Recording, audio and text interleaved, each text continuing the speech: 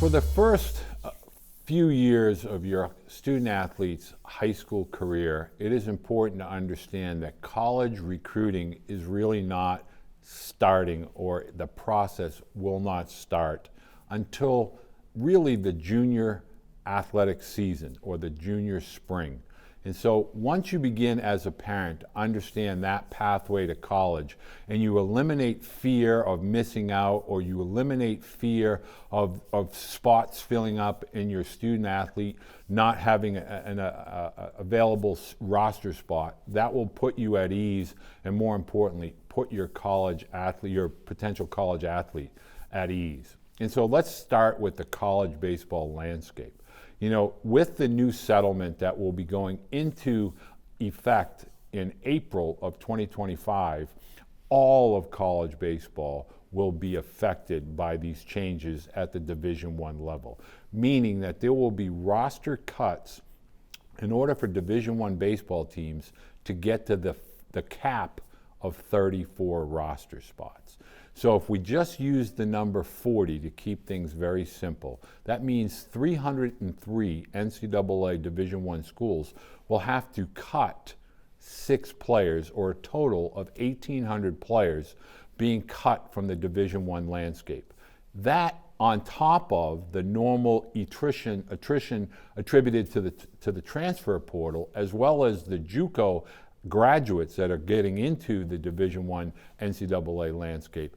Usually there are anywhere between 3,000 and 5,000 student athletes that are trying to find a roster spot at the Division I level. Now we're looking at 7 to as many as 9,000 student athletes that in any given year will be looking for a roster spot at the Division I level.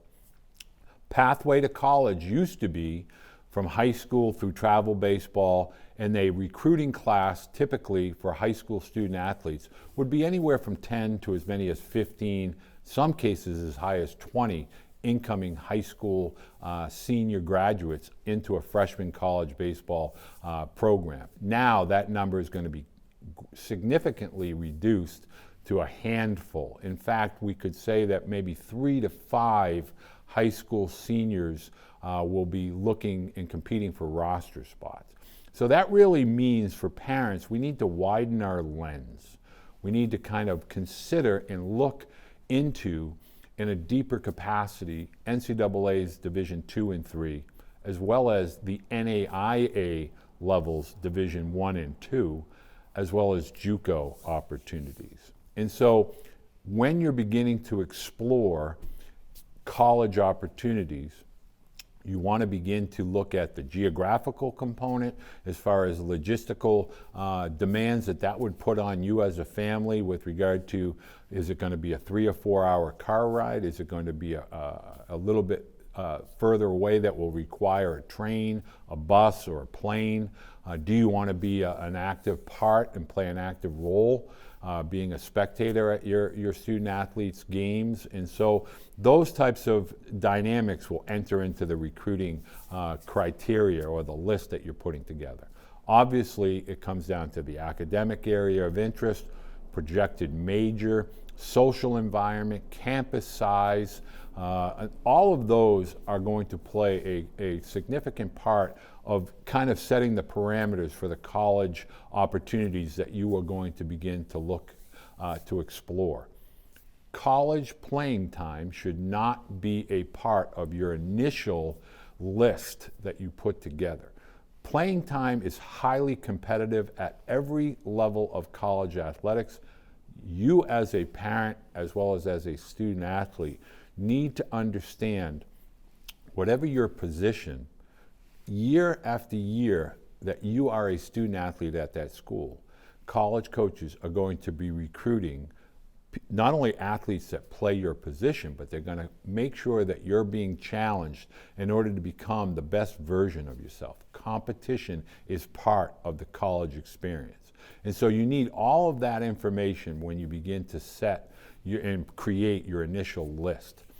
Making sure that you have goals athletically, academically, having an understanding of the role of roommates, cafeteria, time management skills, meaning how to make sure that your day of 24 hours, what is going to be a part of your athlete's day-to-day schedule. Parents and athletes need to understand when you begin this process, you must begin to have a complete and total understanding that your student athlete will have 3 full-time jobs as a college student athlete, regardless of the level. You're a full-time student, you're a full-time athlete, and you need to get full-time sleep. So you have academics, athletics, and sleep. Those are your 3 full-time jobs, each requiring somewhere between 6 to as much as 10 hours, particularly with regard to sleep. So it's really important. Make sure you're setting realistic goals with regard to the academics, regards to the athletics, the level of competition. Make sure you know where your student athlete fits with regard to the athletic abilities and skill sets that are required, more importantly, demanded at the college level. Next is understanding, are you looking for a balance? Is this a total college experience that you are charting a course towards? Meaning, do you want a little bit less of the athletic rigor and more of the academic? That may point you in the direction of NCAA Division III. Are you looking to be playing earlier in your athletic academic career as a freshman or sophomore? That may require a possible look into NAIA sports or possibly a lower level at the NCAA levels of athletics. Next, you need to understand and really understand the difference between your travel team and your high school team with regards to preparation for college.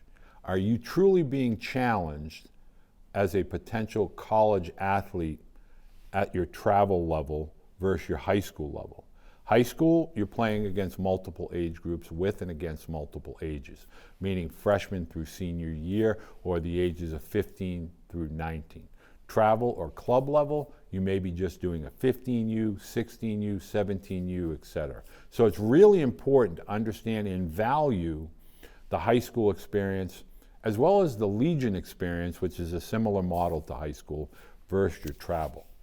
I want to make sure that parents understand during this particular course, we're going to highlight a lot of the differences between the high school and Legion and travel, all of the requirements that you need to be making sure that your student athlete is really beginning to understand.